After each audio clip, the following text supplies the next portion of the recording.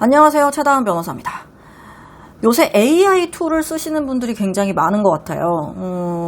그것에 대해서 그냥 한번 얘기를 해볼까 하는데, 저도 일을 하면서 AI 툴을 가끔 씁니다.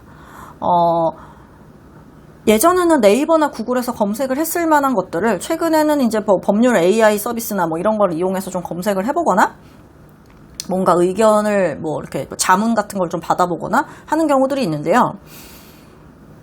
최근에 어떤 일이 있었는지 제가 설명을 드릴게요. 최근에 제가 인사위원회를 들어가서 이렇게 보고 있었는데, 피해자분이 엄벌 탄원서를 써서 냈어요. 그런데 이 엄벌 탄원서가 조금 이상해요. 평소에 이분이 진술하신 내용이나 평소에 이 사람이 쓴 표현이나 이런 거를 봤을 때 이런 엄벌 탄원서를 쓸 수 있는 능력이 없었어요. 그런데 법조인들만 아는 좀 어려운 맞춤법이나 이런 게 좀 있거든요. 굳이 일반인들이 맞추지 않는 거. 뭐 예를 들자면 뭐 3천만 띄우고 원 이런 걸 쓴다든지, 이런 거는 판결문에도 안 띄워 쓰거든요. 근데 이제 법조인들이나 아주 그런 걸 좀 민감하게 생각하는 사람이 아니면 그런 걸 다 맞춰서 쓸 수가 없는데, 이분이 그런 거를 굉장히 완벽하게 맞춤법을 써서 냈고, 전체 문장 중에 한 문장이 되게 이상하긴 했는데 흐름이 전혀 맞지 않는 문장이 하나 들어가 있긴 하거든요. 그런데 제가 봤을 때는 법조인이 써주지 않는 이상 이렇게 쓰긴 어렵다. 근데 법조인이 썼다고 생각하기 좀 어려운 게, 그 한 문장이 좀 이상한 것 때문에 전체 맥락으로 봤을 때 이 문장이 너무 이상해서 이건 법조인이 쓴 것 같지도 않아. 그러니까 너무 미스테리한 거예요. 도대체 누가 써줬을까? 자기가 쓰진 않았을 거란 말이야. 근데 본인이 쓴 것처럼 해서 냈어요. 그래서 제가 허를 찌르는 것처럼 한번 질문을 했죠. 그러니까 이제 어쨌든 위원들이 한 마디씩 질문을 하니까 뭐 징계 대상자, 이제 가해자 쪽한테도 질문을 하고, 피해자 분한테도 이제 뭐 신청인, 진정인한테도 질문을 하고 이렇게 하니까, 징계를 신청한 그 피해자분이 딱 오셨을 때 제가 첫 마디로 그걸 했어요. 이거 누가 작성했어요? 라고 물어봤어요. 그랬더니 본인이 작성을 했대. 근데 그랬을 리가 없거든요. 절대로 그랬을 리가 없는 여러 가지 사정이 있었어요. 근데 이제 그 부분에 대해서는 제가 얘기를 생략하겠습니다. 여튼 모든 위원님들이 이거는 이 사람이 썼을 리가 없다라고 생각을 하는 거였는데, 제가 그래서 누가 도와줬냐라고 물어봤어요. 왜냐하면 자꾸 그 가해자인 분이 피해자와 나는 사이가 좋은데 중간에서 이간질하는 사람이 있어서 사건이 이렇게 된 거지, 걔는 나의 어떤 처분이나 어떤 징계를 원하지 않는다라고 먼저 얘기를 하고 갔었거든. 근데 이 사람이 직접 썼을 리가 없으니까 진짜로 중간에서 누가 도와준 건가? 이런 거를 막 써서 내야 된다고 써가지고 자기가 다 써준 다음에 네가 갖다 내라 이렇게 한 건가 싶어가지고 제가 물어봤던 거예요. 근데 진짜로 본인이 다 타이핑해서 친 거냐?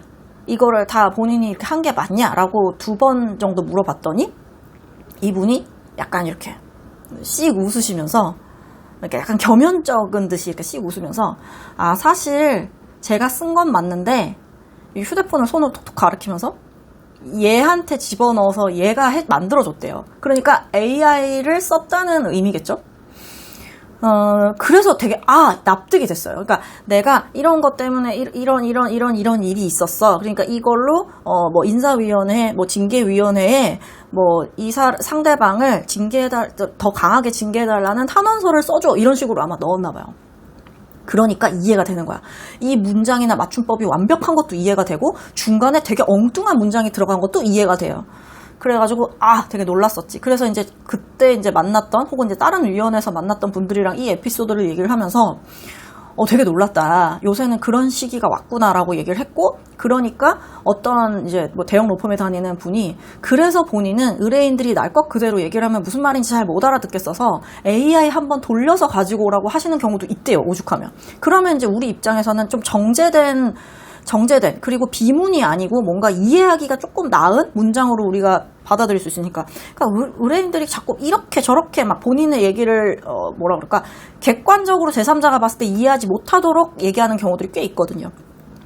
여튼 그래서 AI의 도움을 받는다는 거는 되게 의미 있는 행위이고, 내 의사를 충분히 전달할 수 있는 행위일 수 있겠다라는 에피소드가 하나 있었습니다. 그리고 또 두 번째, 어떤 피해자분이랑 합의를 할 때 합의문 조율을 하고 있었어요. 그쪽에 이제 대리인이 그러니까 합의를 대리해주는 변호사분이 없었어요. 그러다 보니까 직접 그 피해자분이랑 연락을 하면서 합의문에 대한 조율을 했는데, 이분이 이제 법을 전혀 모르는 분이고, 어쨌든 꼼꼼하게 살피지는 않으셨어요. 그런데 AI 툴을 사용해가지고 이제 자기가 돌려서 우리한테 전달하면서 이렇게 해주세요 한 거지. 근데 그걸 검토하고 우리한테 줬었어야 되는데, 그냥 AI를 돌린 다음에 그냥 복붙해가지고 저희한테 보내니까 엉뚱한 내용이 들어가는 거예요. 예를 들자면, 자, 합의를 일단 해요. 너랑 나랑 합의를 해. 네가 잘못한 거 인정하고 나한테 합의금을 얼마를 주니까 내가 합의를 해. 그런데 너 만약에 이거 나중에 어디 가서 떠벌리고 다니거나 아니면은 이 이후에 너 나한테 뭔가 접근해 오거나 연락해 오거나 이런 거 하면 나 합의 다 무효로 할 거야. 라는 거를 이제 적고 싶은 거야. 근데 거기에는 이 피해자의 입장에서 무슨 내용이 들어가야 돼요? 근데 나는 너한테 받은 합의금은 돌려주지 않을 거야 라는 말이 들어가야 되잖아요. 그러니까 나는 이 합의를 하면서 이 돈을 받지만 만약에 네가 이런 약속들이 있는데 이걸 지키지 않았다면 나는 이것에 대해서 파기를 할 거고, 그러면서 너한테 받은 돈을 돌려주면서 이걸 없었던 일로 하느냐, 그게 아니라 나는 너한테 돈도 안 돌려줄 거고 이 합의를 이행하지도 않고 나는 다시 형사고소를 하든지 민사소송을 하든지 할 거야. 아니면 네가 하는 그 별개의 행위에 대해서 나는 문제 제기를 하겠어 라는 말이 들어가야 되잖아요. 근데 이 AI가 돌린 걸 뭐라고 했냐면, 이거에 대해서 파기를 하면서 돈은 돌려준다라는 식으로 내용을 적어가지고 온 거예요. 근데 그게 또 주술이 좀 이상하게 돼 있어요. 그러니까 결론은 그건데 문장이 좀 이상하게 생겨 있어요. 그러니까 얼핏 보면 돈을 안 돌려준다라고 돼 있는 것처럼 보이는데 갑자기 그 문장에서만 피해자랑 가해자가 주술이 약간 바뀌면서 돌려준다고 돼 있는 거야. 근데 이분이 원한 건 그게 아니었을 거거든요. 그러니까 이분이 전체적으로 그걸 살펴보고 이 내용을 고쳐서 회신을 줬었어야 되는데 그게 아니고 그냥 GPT만 그냥 믿고 GPT를 돌려가지고 준 거지. 그래서 저희가 그 부분을 수정을 해서 이 조항은 원하시는 내용이 이거인 것 같으니까 수정을 하겠다. 그러니까 AI를 맹신하면 안 됩니다. AI가 제가 첫 번째 그 탄원서 사례에서도 말씀을 드렸다시피 전체적인 문장에서 이 사람이 원하지 않는 문장이 들어가 있는 경우를 굉장히 많이 보거든요. 그러니까 전체적으로 꼼꼼하게 살피셔야 됩니다. 그러니까 AI를 쓰는 거는 겉은 되게 멀쩡해 보이지만 알맹이가 좀 부족하다. 그러니까 그거를 제대로 검토하고 제대로 그거를 좀 볼 수 있는 눈이 있어야 제대로 쓸 수 있는 것 같아요. 간혹 AI가 의견서를 써가지고 의견서를 써준 걸 변호사가 그냥 내기도 합니다. 아니면은 뭔가 의견서 판정문 이런 걸 써서 줄 때가 있는데요. 그거를 보면 이런 판례가 있을 리가 없는데?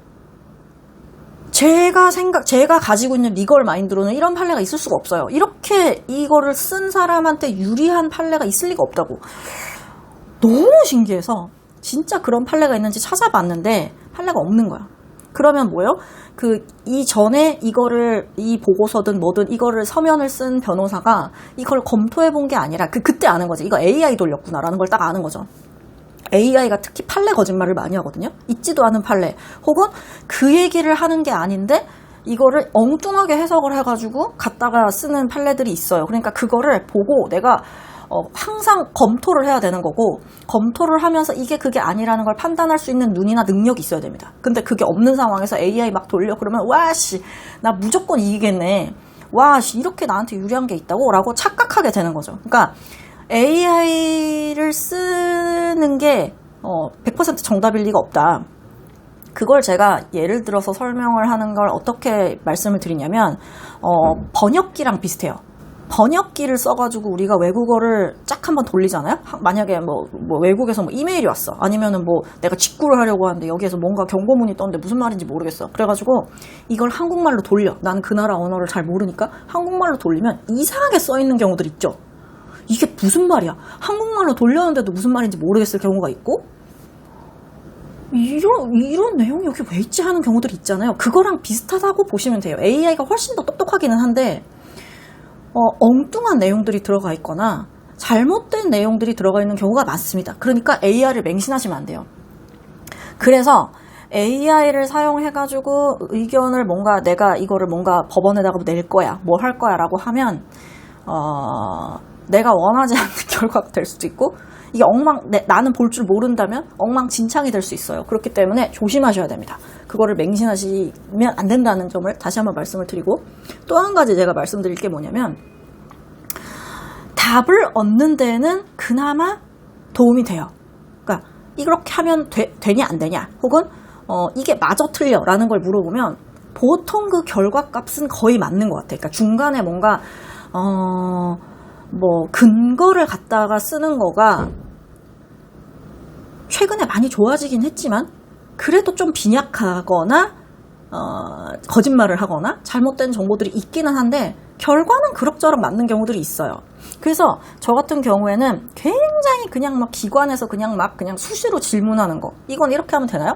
이건 뭐 민사로 하면 되나요? 아니면 뭐 형사로 하면 되나요? 뭐 예를 들자면 그렇게 심플한 질문이면 AI를 한번 딱 돌리면 답이 대체적으로 쫙 나옵니다.